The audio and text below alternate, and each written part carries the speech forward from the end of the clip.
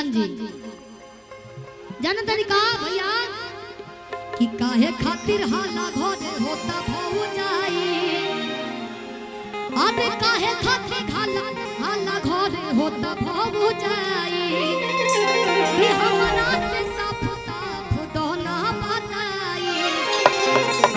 कि ना होई माइक जवन दिल में बाबोली साफ साफ बताओ साफ बतावा देवर से खेलबू की पहुना से खेलबू हैं देवर जी से खेल ए के देवर बा देवर के बनना चाहता अच्छा ये बताइए सैया के बनना चाहता हैं केहू ना भैया होली में केहू ना जानी सैया ना बनना चाहेला सब जने देवरे चाहे भसुरो की तबो काम की देवरे लागे काजी होली में सब लोग कहला हम देवरे लागे कि मारो मरदा के गोली मारो मरदा के गोली खेलो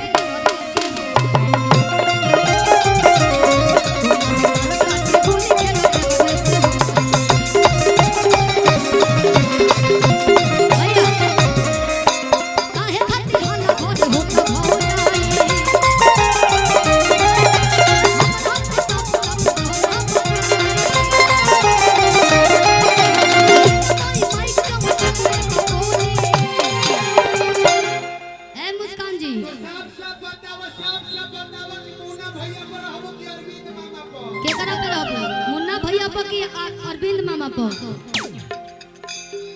बतावा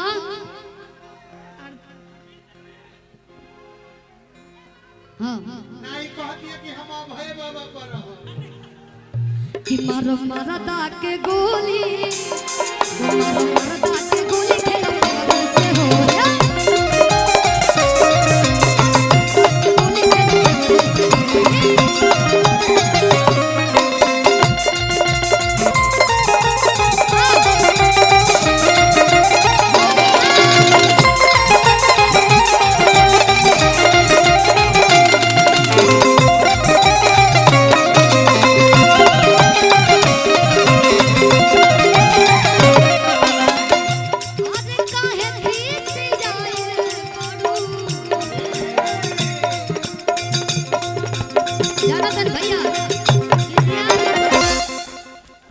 इतना ही देवर लोग है भैया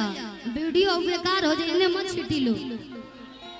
देखिए कैमरा खराब हो जाएगा कैमरा पे आ रहा है कलर आप लोग बाकी हम जाना था सब लोग होली खेलना चाहता भाई अरे काहे खीसी जाए पाड़ू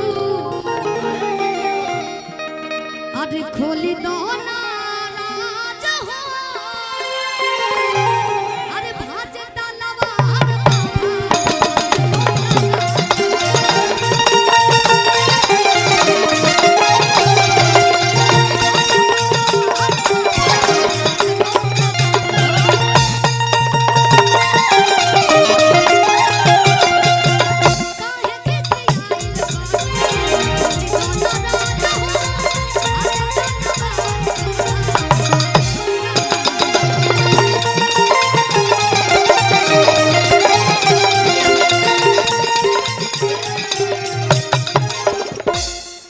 राहुल का नाम हो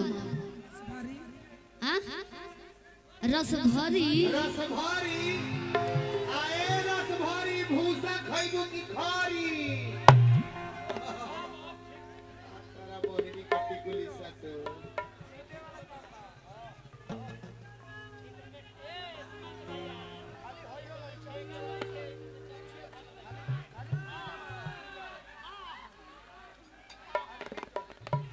हाँ बा